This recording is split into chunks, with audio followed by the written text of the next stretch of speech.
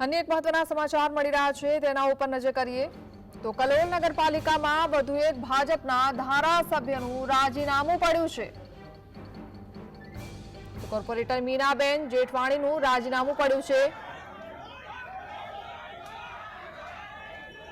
ગઈકાલે 11 કોર્પોરેટર અને સ્ટેન્ડિંગ કમિટીના ચેરમેને રાજીનામું આપ્યું હતું। હજુ 2 કોર્પોરેટર રાજીનામું આપે તેવી સંભાવના વર્તવામાં આવી રહી છે। તો કલોલ નગરપાલિકામાં વધુ એક ભાજપના ધારાસભ્યનું રાજીનામું પડ્યું છે। કોર્પોરેટર મીનાબેન જેઠવાણીએ રાજીનામું આપ્યું છે।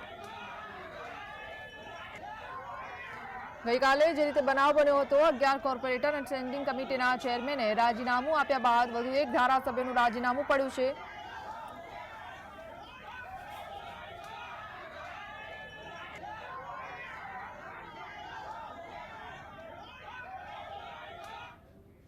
तो आ मुद्दे सहयोगी प्रवीण अपनी साथे जोड़ाया छे। प्रवीण, गईकाले जे घटना बनीने राजीनामा पड्या त्यारे फरी एकवार राजीनामું પડ્યું છે, શું જાણકારી?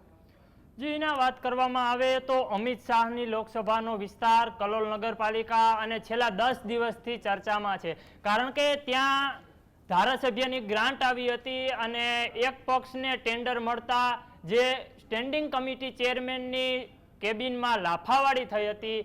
ત્યારબાદ ગઈકાલે 12 રાજીનામા પડ્યા અને આજે કોર્પોરેટર મીનાબેન જેઠવાણીએ પણ રાજીનામું આપ્યું છે। તે કલોલ નગરપાલિકાના વોર્ડ નંબર 10ના કોર્પોરેટર છે, જેથી કરીને ભાજપમાં ભડકો આજે પણ જોવા મળ્યો છે। છેલ્લા 10 દિવસથી કલોલ નગરપાલિકા ચર્ચામાં છે, જેથી કરીને વાત કરવામાં આવે તો કલોલ નગરપાલિકામાં ભાજપ સત્તા ગુમાવી શકે છે, કારણ કે કલોલ નગરપાલિકામાં કુલ સંખ્યાબળ 44નું છે, તેમાં 10 કોંગ્રેસ પાસે છે અને 33 ભાજપ પાસે હતી। તેમાંથી 13 લોકોએ રાજીનામા આપ્યા છે।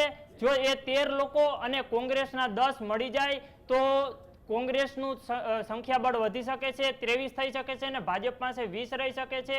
તેથી કલોલ નગરપાલિકામાં કોંગ્રેસ રાજ આવી શકે છે। આ ભડકો ચર્ચામાં છે અત્યારે અને કલોલ નગરપાલિકામાં હજી પણ 2 થી 3 રાજીનામા પડે એવી શંકા સેવાઈ રહી છે। જી ના જી બિલકુલ પ્રવીણ, જોડા માટે